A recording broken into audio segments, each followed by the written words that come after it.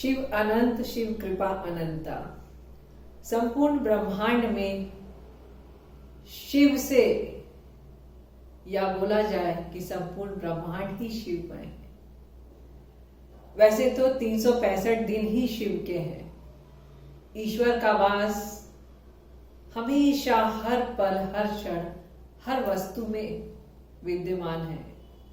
फिर भी कहा जाता है कि सावन में भोलेनाथ की पूजा करने से, अर्चना करने से, अभिषेक करने से भोले बाबा अत्यंत प्रसन्न होते हैं।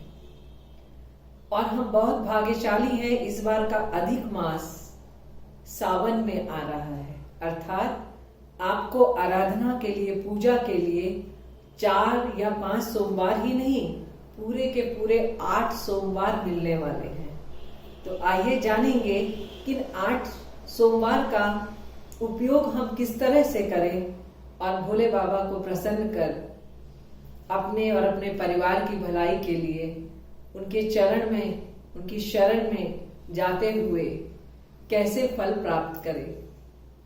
कहा जाता है कि भोलेनाथ अभिषेक से बहुत प्रसन्न होते हैं। अर्थात तरह तरह के फलों के रस, जल, दूध, अन्य सामग्रियों से अगर भोले बाबा का अभिषेक किया जाए तो उन्हें अत्यंत प्रसन्नता होती है। तो एक छोटी सी जानकारी के साथ मैं Alka Virdi, institute of cosmic life से। सबसे पहले जानेंगे जल अभिषेक के बारे में। जल हर एक इंसान को बहुत ही आराम से मिल जाता है। कोई भी व्यक्ति कभी भी जलाभिषेक कर सकता है। जलाभिषेक से भोले बाबा अत्यंत प्रसन्न होते हैं। और कहा जाता है अगर अकाल पड़ रहा हो, जिस जगह पे वर्षा ना हो, वहां पे जल अभिषेक रुद्र के मंत्रों के द्वारा करने से वर्षा होनी शुरू हो जाती है, जल की प्राप्ति होती है। और दूसरा, अगर हमारे जीवन की बात करें, अगर आपका ज्वर या बुखार नहीं उतर रहा है तो भी रुद्र अभिषेक या महामृत्युंजय के मंत्र से जल अभिषेक करने से भोले बाबा अत्यंत प्रसन्न होते हैं और ज्वर का नाश होता है। वैसे तो दवा और दुआ दोनों की ही जरूरत होती है, तो दवा भी करें, साथ ही भोले बाबा को प्रसन्न करने के लिए जल अभिषेक महामृत्युंजय के मंत्र से या फिर रुद्र अभिषेक से करें तो भोले बाबा अत्यंत प्रसन्न होने वाले हैं। लक्ष्मी की जरूरत आज हर व्यक्ति को है। संसार में बहुत सारी प्रॉब्लम्स आज के दिन में, व्यापार में मंदी, लोगों को नौकरी से निकाला जाना, ऐसे बहुत सारी समस्याएं बहुत सारे लोगों के साथ हो रही हैं। तो अगर आप इस तरह में किसी भी समस्या से उलझ रहे हैं तो भोले बाबा को प्रसन्न करिए, भोले बाबा आपको जरूर आशीर्वाद दें।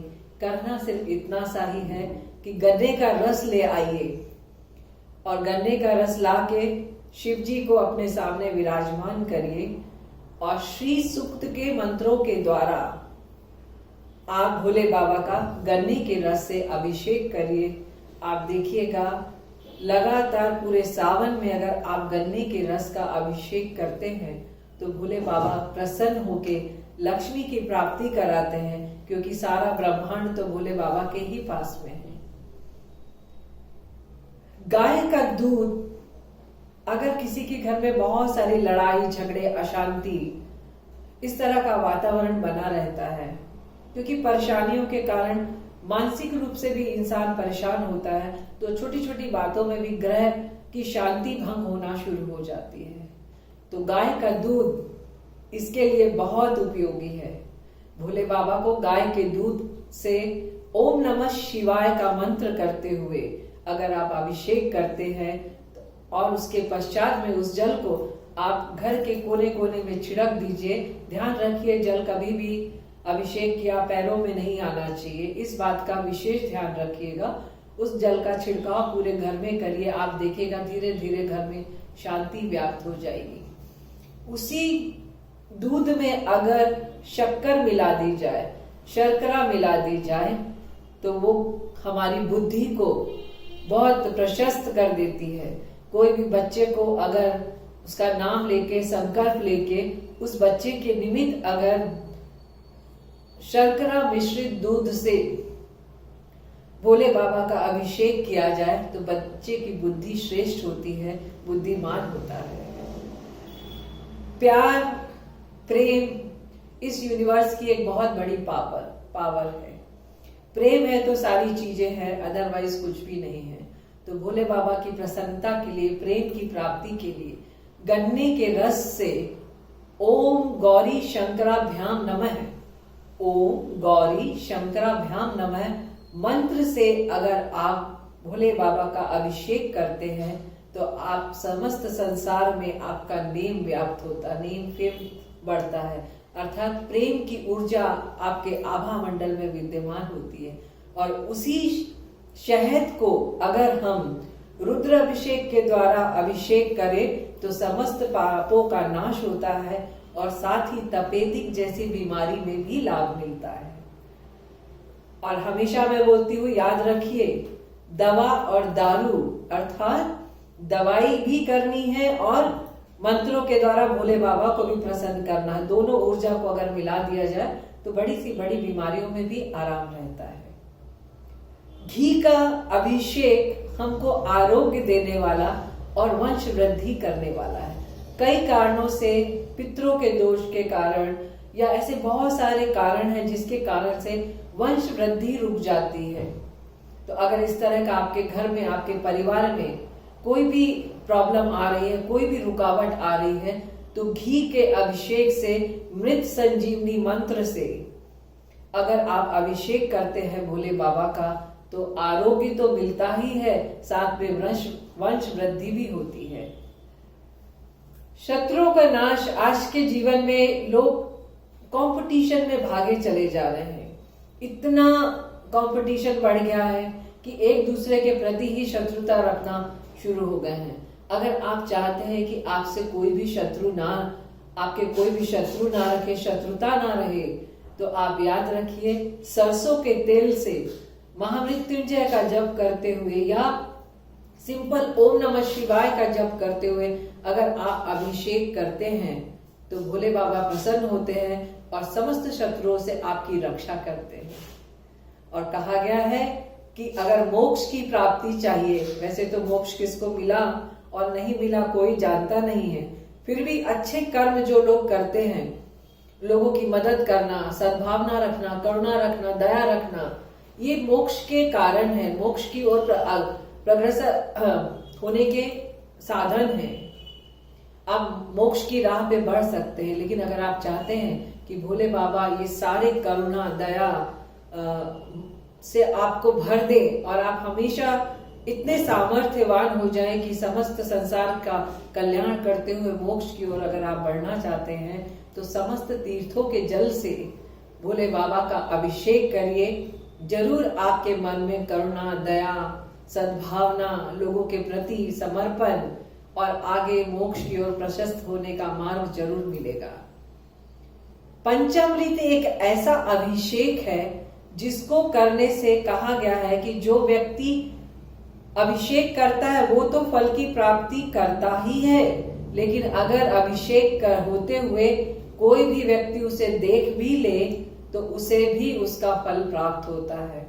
कहा गया है कि समस्त फलों की प्राप्ति के लिए आपकी कोई विशेष मनोकामना है, उसे प्राप्त करने के लिए हमें पंचामृत से भोले बाबा का अभिषेक करना चाहिए। मैं तो कहती हूँ कि नित्य ही पंचामृत से अभिषेक करिए, क्योंकि ये सारा सामान आपके घर में ही उपलब्ध है।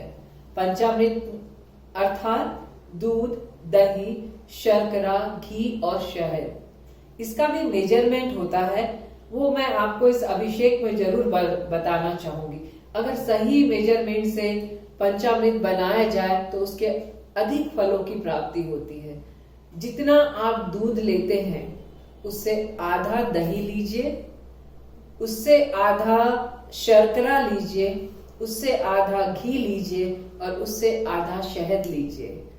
तो इस तरह से पंचामृत बनाकर आप भोले बाबा का महामृत्युंजय मंत्र से, पंचाक्षर मंत्र से, मंत्र संजीवनी मंत्र से, आप जिससे भी आपको लगे कि आप सरलता से उस मंत्र को ग्रहण कर अभिषेक करना चाहते हैं या कर सकते हैं, पूरे भाव से आप उसे अभिषेक करिए। और इस बार तो 2 महीने का समय अर्थात 8 सोमवार आपको मिले हैं भोले बाबा की प्रसन्नता और आशीर्वाद प्राप्त करने के लिए।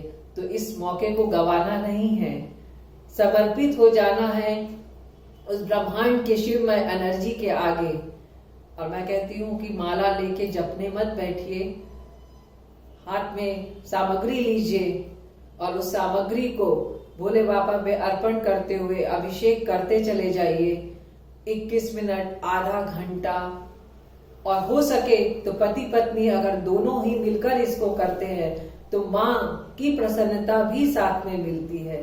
बोला गया है कि सारा ब्रह्मांड शिव शिवा से मिलकर बना है, 2 एनर्जी से मिलकर बना है। तो हो सके तो पति पत्नी दोनों ही मिलकर अभिषेक करें, क्योंकि अभिषेक का मतलब होता है कि लगातार उस जल धारा या उस सामग्री को शिव जी के ऊपर अर्पण करना, उसमें रुकावट नहीं आनी चाहिए। तो एक व्यक्ति उसको जल अभिषेक के लिए उस पात्र को भरता जाए और दूसरा उसे पकड़ के जल अभिषेक करे, और साथ ही मंत्रों का जप साथ में करते चले जाइए। भोले बाबा अवश्य प्रसन्न होंगे। अभिषेक के पश्चात आपने जिससे भी अभिषेक किया है उसके पश्चात शुद्ध जल से या फिर गंगा जल से उन्हें वापस स्नान कराकर साफ स्वच्छ कपड़ों से उन्हें अच्छे से पोंछ कर वस्त्र दीजिए, चंदन का लगाइए, त्रिपुंड हो सके बना सकते हैं तो बनाइए। बेल पत्ता कहीं से 3 बेल पत्र भी मिल जाए तो भी आप बहुत सौभाग्यशाली हैं।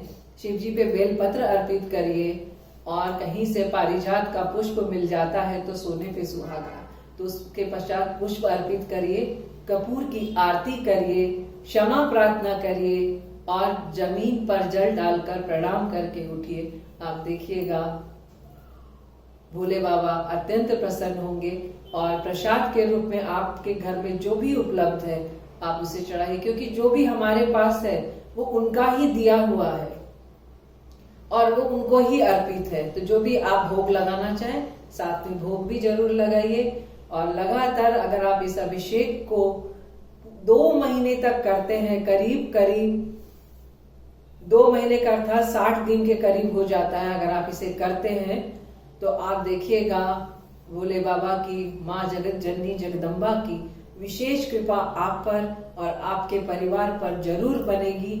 और इसी के साथ आप सभी का धन्यवाद करते हुए भोले बाबा से, मृत्युंजय महादेव से, महाकाल से प्रार्थना करूंगी कि आप सभी का जीवन सुखी, संपन्न, स्वस्थ और सुरक्षित हो। Thank you so much.